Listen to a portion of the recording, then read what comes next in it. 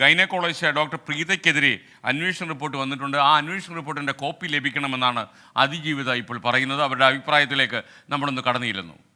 എന്തായാലും സമരം സ്ട്രോങ് ആക്കാന്ന് വിചാരിക്കുന്നുണ്ട്. കാരണം അത് തരുന്നതിന് ബുദ്ധിമുട്ടുള്ള റിപ്പോർട്ടൊന്നല്ല. അപ്പൊ അവര് കരുതിക്കൂട്ടി അത് പിടിച്ചു വെക്കല്ലേ. നമ്മളെ അവകാശങ്ങളല്ല അവര് പിടിച്ചു വെക്കുന്നത്. 1 വർഷമായില്ല അവരെ പുറകെ നടക്കുന്നത്. അപ്പൊ എന്തായാലും ഇനി സമരം മാറ്റി വെക്കൊന്നുമില്ല. ഇനി പിന്നോട്ടേക്കില്ലല്ലോ, മുന്നോട്ടേക്ക് തന്നെയല്ലേ. പോരാടി നോക്കുക, വിജയം ഉണ്ടാവുമായിരിക്കും, പ്രതീക്ഷിക്കുക. സമീർ സി മുഹമ്മദ് തത്സമയം ചെയ്യുന്നു. Good morning Sameer C Muhammad, പറയൂ വിവരങ്ങൾ.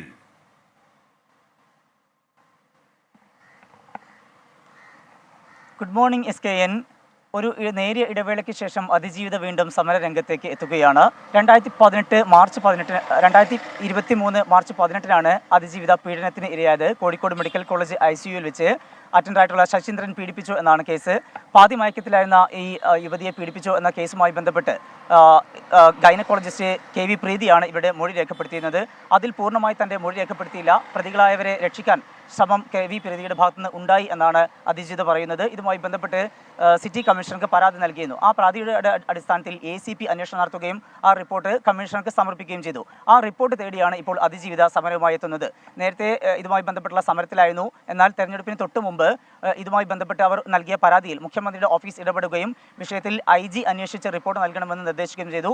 ആ റിപ്പോർട്ടിന്റെ അടിസ്ഥാനത്തിൽ IG ചില ഉറപ്പുകൾ നൽകിയിരുന്നു. അത് 3 ദിവസത്തിനകം ഈ റിപ്പോർട്ട് അതിജീവിതയ്ക്ക് ലഭ്യമാക്കുമെന്നായിരുന്നു. അതിന്റെ അടിസ്ഥാനത്തിലാണ് 24-ാം തീയതി കൊട്ടിക്കലാശത്തിന്റെ ദിവസം അവർ ഈ സമരത്തിൽ നിന്ന് പിന്മാറിയത്. പക്ഷേ 3 ദിവസം പിന്നിട്ടിട്ടും ഒരു വിധത്തിലും ഉള്ള നടപടി ഉണ്ടാവുന്നില്ല, റിപ്പോർട്ട് ലഭ്യമാകുന്നില്ല.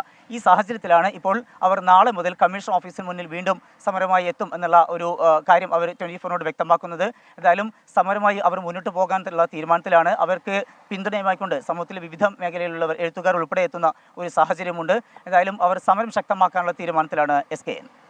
ലോകത്തെവിടെയായാലും ഏത് സമയത്തും 24 വാർത്തകളും ഓഗ്മെന്റഡ് റിയാലിറ്റി പാക്കേജുകളും എക്സ്പ്ലെയിനറുകളും വിശദമായി കാണാൻ ഞങ്ങളുടെ YouTube ചാനൽ നിങ്ങൾക്ക് സബ്സ്ക്രൈബ് ചെയ്യാം.